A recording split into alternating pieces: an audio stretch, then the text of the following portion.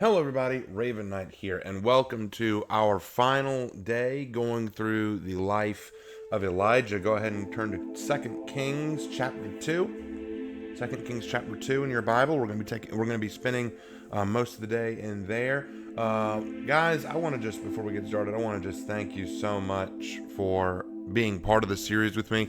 If you've watched this series all the way from the beginning to now, thank you so very much. It has been a lot of fun for you guys, I hope, and definitely a lot of fun for me. This has been an eye-opening series. It's taught me a lot, and I'm so glad that I got to do it with you guys. But today, ironically, as we close out our story of Elijah, we are going to be talking about the end. I'm going to warn you right now, guys, that today may be a little uncomfortable for some of you. Because today we're talking about the day we go home. We don't really like dwelling on that, do we? It's not an easy thing to talk about. The day we are called home by God. Whether it's the hour of the Lord's return when Jesus comes back in power, or, the day when we just pass on. This is a topic a lot of folks don't like to discuss. I don't like to discuss it all that much. It's not something that I really like to dwell on all that much. My pastor used to say that if you're above the age of 40 or 50, you're not too worried about it. You've lived a full life, and you're almost looking forward to going home. But when you're below that, it's a scary prospect because you're still wanting to experience life. And I get it. I'm right there, guys. But I want to tell you something. As believers, we should have a heavenward way of thinking. And the reason why, well, I'm getting ahead of myself, aren't I? Today, Elijah is going to reveal to us what it means to have a heavenward way of thinking. So, 2 Kings chapter 2, I hope you're there by now. We're going to be reading verses 1 through 18, and there are a few things I want you to take note of as we go. First, I want you to take note of where Elijah goes. That's important. Elijah goes to a few places, and I want y'all to take note of where he goes because it's significant. Second, I want you to take note of how his apprentice, Elisha, behaves. Elisha's behavior is important. And finally, third, I want you to take note of how Elijah acts as they go. All right? So, without further ado, let's jump into the verses. 2 Kings chapter 2, starting in verse 1. When the Lord was about to take Elijah up to heaven in a whirlwind, Elijah and Elisha were on their way from Gilgal. First location, guys. Elijah said to Elisha, "Stay here, the Lord has sent me to Bethel." Second location. But Elisha said, "As surely as the Lord lives and as you live, I will not leave you." So they went down to Bethel. The company of the prophets at Bethel came out to Elisha and asked, "Do you know that the Lord is going to take your master from you today?" "Yes, I know," Elisha replied, "so be quiet." Then Elijah said to him, "Stay here, Elisha, the Lord has sent me to Jericho." Third location. And he replied, "As surely as the Lord lives and as you live, I will not leave you." So they went on to Jericho. The company of the prophets at Jericho went up to Elisha and asked him, "Do you know that the Lord is going to take your master from you today?" "Yes, I know," he replied, "so be quiet." Then Elijah said to him, "Stay here, the Lord has sent me to the Jordan." And he replied, "As surely as the Lord lives and as you live, I will not leave you." So the two of them walked on. 50 men from the company of the prophets went and stood at a distance facing the place where Elijah and Elisha had stopped at the Jordan. Elijah took his cloak, rolled it up, and struck the water with it. The water divided to the right and to the left, and the two of them crossed over on dry ground. When they had crossed, Elijah said to Elisha, "Tell me, what can I do for you before I am taken from you?" "Let me inherit a double portion of your spirit," Elisha replied. "You have asked a difficult thing," Elijah said. "Yet if you see me when I am taken from you, it will be yours. Otherwise, it will not." As they were walking along and talking together, suddenly a chariot of fire and horses of fire appeared and separated the two of them, and Elijah went up to heaven in a whirlwind. Elisha saw this and cried out, my father, the chariots and horsemen of Israel!" And Elisha saw him no more. Then he took hold of his garment and tore it in two. Elisha then picked up Elijah's cloak that had fallen from him and went back and stood on the bank of the Jordan. He took the cloak that had fallen from Elijah and struck the water with it. "Where now is the Lord, the God of Elijah?" he asked. When he struck the water, it divided to the right and to the left, and he crossed over. The company of the prophets from Jericho were watching, said, "The spirit of Elijah is resting on Elisha," and they went to meet him and bowed to the ground before him. "Look," they said, "we, your servants, have 50 able men. Let them go and look for your master. Perhaps the Spirit of the Lord has picked him up and set him down on some mountain or in some valley." "No," Elisha replied, "do not send them." But they persisted until he was too embarrassed to refuse, so he said, "Send them." And they sent 50 men who searched for 3 days but did not find him. When they returned to Elisha, who was staying in Jericho, he said to them, "Didn't I tell you not to go?" A lot there, guys. A lot there. So what we've read about is God calling Elijah home. And what's so cool about Elijah going home like this is he is one of only 2 people that we know of in the Old Testament that have been called home like this. The first was Enoch, and now Elijah. What a strong relationship with the Lord you have to be called home like that, right? But what Elijah had and what Elisha had was a heavenward mindset. And to have a heavenward mindset requires 3 things. So get ready. Here we go. Number 1.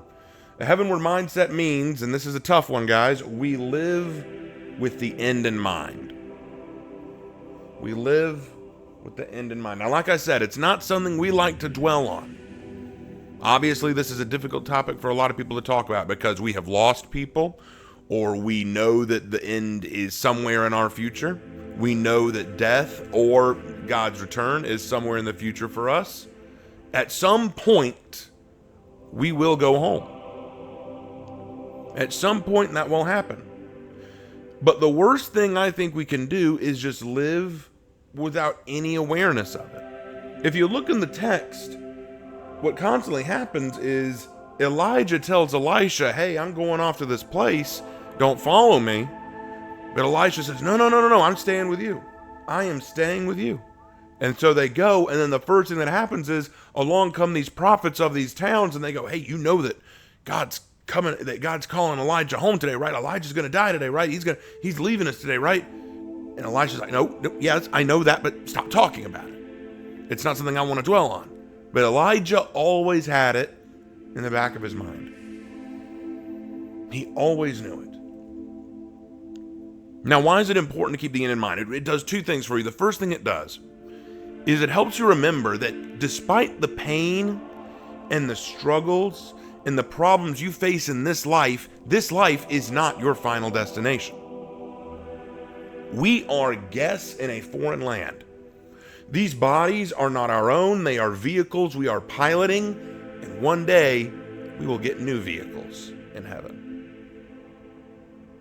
The struggles and pain we suffer in this life are temporary, fleeting moments before we are whisked away to heaven. In the Psalms, it says that we are like the vapor of the breath to God. Our lives are the vapor of the breath. If you've ever been out on a cold day and you breathe out, you see that little puff of vapor, that little cloud that comes out of your mouth? That's what life is in the eyes of God. That's what our life is in the eyes of God. It's that fleeting. It's that short. It comes, it's there for like a few brief moments, and then it's gone. How foolish we have to be to look at our life as it is and just say, yeah, this is all there is, when there's so much more. There is eternity. Eternity. And we can spend it with God. That's why it's so important to maintain that reality. We live with the end in mind. The second thing it does, living with the end in mind, the second thing it does is it helps us recognize the importance of maintaining a relationship with God, doesn't it? Here's the reality. Elijah knew that he was about to be whisked away to be with God. He knew that was about to happen. In fact, the whole chapter opens with it. When the Lord was about to take Elijah up to heaven in a whirlwind, There it is. In the very first sentence, we already know what's going to happen. Elijah knew. He wasn't a fool. He knew, hey, this is going to happen. And then when he's walking with Elisha, he says, when he had crossed with Elisha, he said to him, tell me, what can I do for you before I am taken from you? He knew. He was aware. In understanding that he was aware, in knowing that he was aware, it was something that he had with God. He and God had a kind of connection that said, hey, you know what? It's time. I know it's time. It's this funny thing. I feel like, and this is just something that's personal for me, you may disagree, and that's fine. But I have a feeling that when you walk close enough with God, when you have a close relationship with God, sometimes you just know God's ready for me. Sometimes you just know God's ready. We live with that end in mind because it keeps us in that constant relationship with God, and it helps us put this life into perspective. It lets us put this life into perspective. The second thing about a heavenward mindset, it means we learn from each season of life. This is where we get into the locations. If you take a look at the text, Elijah goes to 4 locations: Gilgal, Bethel, Jericho, and the Jordan. I'm going to let you guys in on a secret. Those are not coincidences. Each one is important. Gilgal is the very first territory in the promised land that the Israelites settled in. It was their beginning. Bethel, the second place he went to, is the Revelation area. It's where they establish God's covenant. It's where they establish their connection to God. Because Bethel means God's house, or the house of worship. The third place was Jericho, where they fought their first great battle for the promised land. And then the Jordan. The Jordan is a place where people are baptized and where time's in. This is actually the place where Jesus was baptized and the beginning of his ministry began. The Jordan is a very popular place of baptism and of rebirth. What is baptism if not dying to self and then being reborn again in Christ? Everything about these 4 locations reminds us of every season of our lives. We have a beginning. Gilgal is the beginning. We have a beginning of our life. We be aware of it. When we have a heavenward mindset, we look back at the very beginning and see how it all started. We see where we began and what that meant for us. Then we move on to our moment of revelation, when we first accept Christ, when we first realize who Christ is in our life, when we have that real moment with God. Now, some of you, this is something important that I really want to touch on because it's something that I've struggled with. Some of us walk around and we do not recognize that moment all the time. You know, I was born and raised in a Christian family, so I was kind of taught the Bible and faith most of my life. So whenever I go to a church service or a Bible study and I hear this person go up on stage and they give this testimony about how they were living in awful sin, they were disgusting individuals, they were criminals, they were sinners, they were prostitutes, what have you. And then they say how they found God and it turned them around, and they break down in tears and it brings everyone in the church into like crying and fits. I sit there and I think to myself, I've never had a moment like that. Does that mean I'm not saved? I'm going to go ahead and let you guys in on a little secret. Thank God that I went through something like that. I didn't have to walk through all that difficulty and sin and horror to find God. I was given God at a very young age by people that loved me and loved him. That's the ideal way to come to Christ. We will not always have the same experience with God as others, but when we have the Holy Spirit working in our life, it will create a change. It will create a change, and it will give us the opportunity to reach people. There is nothing quite like that moment when God clicks for you. When you realize there is no other God in your life. There is no other idol. There is no other thing that takes away God from us. That love that God has for us that transcends all understanding. There's nothing like it. The third aspect of life are the battles. I'm going to be real. When you become a Christian, things don't get easier. I think one of the biggest lies we tell ourselves as Christians is, all sunshine and rainbows from here, man. You've accepted God, you've been baptized, God's going to take good care of you. He's going to hold you in the palm of his hand, and everything's going to be safe and hunky-dory. You don't have to worry about a dang thing. I'm going to let you guys in on a secret today, right now, and this may hurt you, this may shock you, this may make you uncomfortable, but get ready. Your life does not get better just because you become a Christian. In fact, buckle up, Buttercup, it's about to get worse. And here's why we know that, because Jesus said, you will face persecution because of me. You will face hate because of me. You will face discrimination because of me. You will see houses divided because of me. Why? Because the world hates everything about Jesus.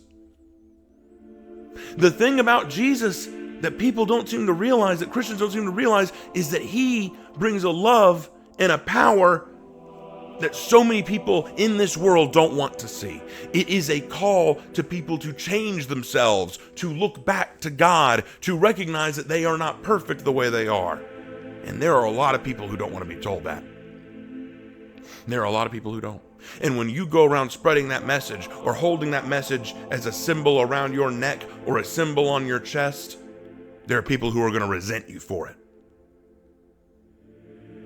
Here's a shocker for you guys. I was listening to some statistics recently. It is Pride Month for some of you who don't know, and I was reading the statistic on Pride Month saying how transgender people are persecuted and more persecuted than some of these other groups. You want to know one of the groups who are left out of that statistic? Christians. I decided to look up the statistics of Christians who are persecuted annually. It far exceeds transgenderism. Christianity is one of the most persecuted groups in the world. Annually, globally, Christianity is one of the most persecuted groups in the world. The reality is we face battles. Elijah faced his battles, didn't he? He faced a lot of them. And we will face our battles. There will be days where you face difficult decisions because of Christ. It could be from your family, your workplace, your dreams, your neighbors, your politicians, your teachers. You will face battles. You will have your faith tested. You will be called out and shamed for your faith. Having a heavenward mindset means that we acknowledge the battles. We acknowledge the victories, because Jericho was a victory for Israel, because that's the big part about it, guys. I know you probably thought, well, what a downer, Raven. Well, I got good news. There's victory in the end. There's victory in the end. How do we know that? Because of the fourth destination, the Jordan, which is the end. It's the end. When Jesus came to the Jordan to be baptized, that was the first sign of the end. Because by doing this, Jesus said it himself to John the Baptist, this must be done to fulfill all righteousness. Baptism is a symbol, guys. I'll let you in on a secret. Baptism is a symbol. When you're dipped below the water, it is symbolic of your death. But then you rise out of the water, purified. You leave that sin behind. You leave it in the water. It's like the dirt coming off of your hair and your face when you go under. It's all going there and it's staying there as you come out again.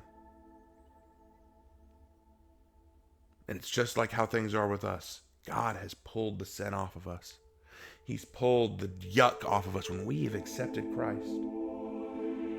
When we've endured the battles. When we finally go home. It's the end. But it is also the beginning of something more wonderful than we could ever possibly imagine.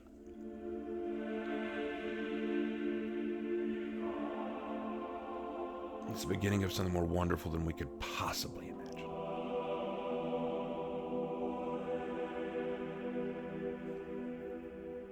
We need to be aware of each season of our life.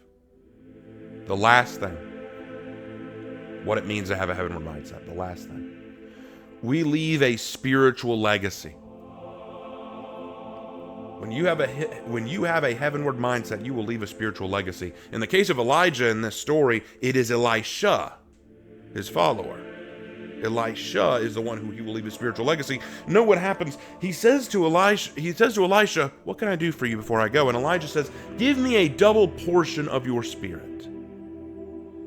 Now, one thing that I think is cool here is I almost expected Elisha to go, oh, you're not going anywhere, Master. You're not going anywhere, Elijah. You're not leaving me. Because isn't that what we'd often say? Like, come on, you're going to get better. You're okay. You're not leaving me. Elisha's not stupid and he's not a liar. He's not going to sit there and go, nah, Elijah, you aren't going. He just says, Elijah, I want a double portion of your spirit. Now, here's the other funny thing about that. Elisha could have asked for a lot of things. He said, could you give me money? Could you teach me how to get a girl? Could you teach me the Wu-Tang style? No, he says, give me a double portion of your spirit. I want the relationship with God that you have. And Elijah says that is a difficult thing to ask, but I'll tell you what, if you see me when the Lord calls me home, it will be given. If you see me when the Lord calls me home, it will be given. Now, why do you think that was so important?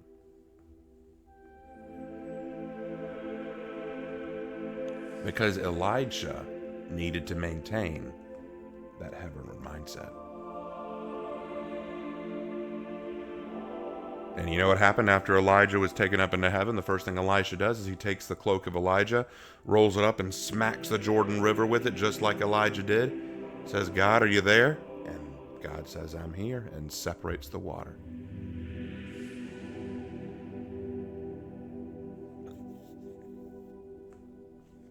Now, I'm not saying that to tell you, oh, look at that, Elisha gained superpowers. It's not the point of this. Don't take that from this. That's not the point. The point is, Elisha carried on the legacy of Elijah. I'm going to let you guys in on something kind of cool. We carry on a legacy, whether it's our parents, our teachers, our pastors, our bosses. It's someone's legacy. Because the people we interact with throughout our lives are going to be the people that people see in us quite often. We learn from these people. So what kind of legacy are we leaving behind? Who will we impact? Who will we touch? Who will we reach? Elisha knew that his work wasn't done when Elijah left, and so he said, Elijah, give me a double portion of your spirit. I want to do the things you've done. I want to bring a legacy. And the crazy thing is, people saw it. If you look at verse 15, the company of the prophets from Jericho who were watching said, the spirit of Elijah is resting on Elisha.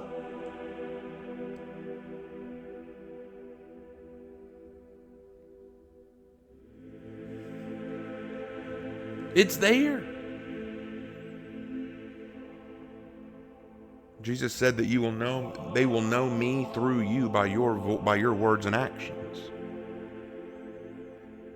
The things you do tell a story. The things you do share the legacy you choose to carry. You're going to carry someone's legacy. Who's it going to be? Is it going to be a worldly legacy or a spiritual legacy? I'm going to leave y'all with this, and then we're going to wrap things up.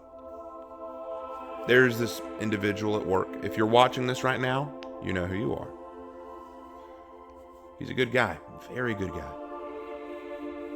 Some weeks ago, he came to me while I was there just eating, just doing my Bible study, and he said, I'd like to talk to you more about this. So ever since then, when I've gone in and he's been there, we try to have conversations about it. And my big fear, because I was talking to my dad about this, I was saying, Dad, I want to make sure that what I tell him is important and that he gets something from it. I want to make sure that what he hears is meaningful and helps change his life. I want him to be saved. I want him to know the Lord in a meaningful, impactful way. And my dad said this. He said, Make sure that you start by giving him the message of salvation. And then work with him and find out what he needs to continue his walk with Christ. And so every day that we talked, I answered questions, we had conversations.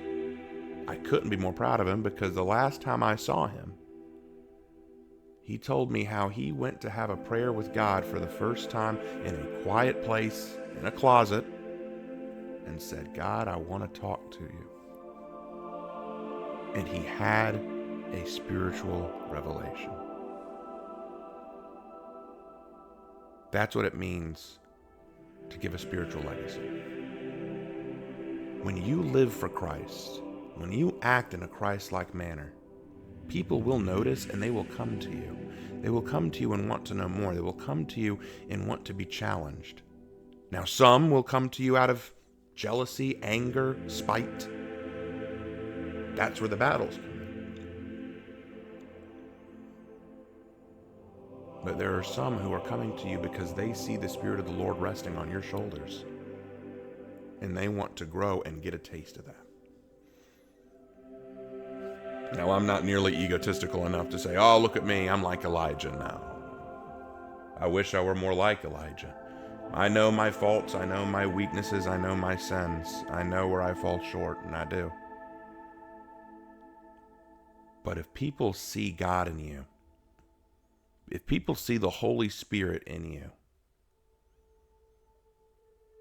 that's a wonderful sign. Because the truth of the matter is, we all have our day. We all share that. We all have our day that we're going to go home. So the question has to be asked, what do we do with the time we have, as fleeting as it is? Do we have a heavenward mindset?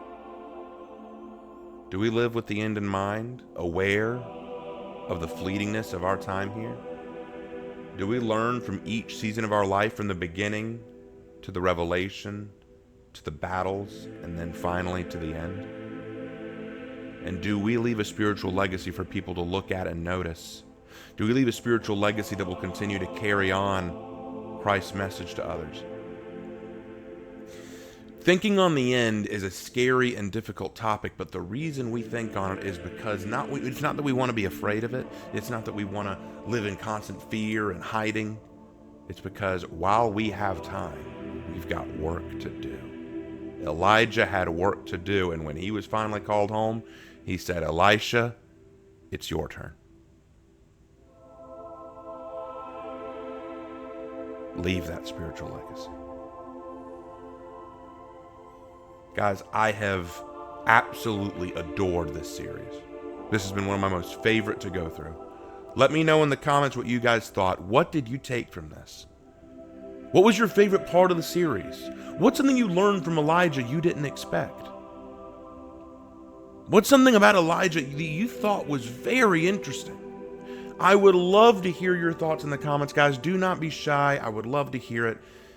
Guys, I'm going to take some time to, meditate, pray. Hopefully next week we'll be back with another Bible study. If not, don't worry. It's because I'm planning my next series. Would love to hear your thoughts, guys. I will let you guys know soon what we'll be doing. Thank you guys again so much for going through this with me. If you want to talk more about Elijah and his ministry and you want to ask any questions, please don't hesitate to reach out. Hit me up in the comment section. Join my Discord. Would love to hear from you. Guys, this has been a pleasure and a treat. Thank you guys for joining me on this. And as always, I will see you in my next video. Take care.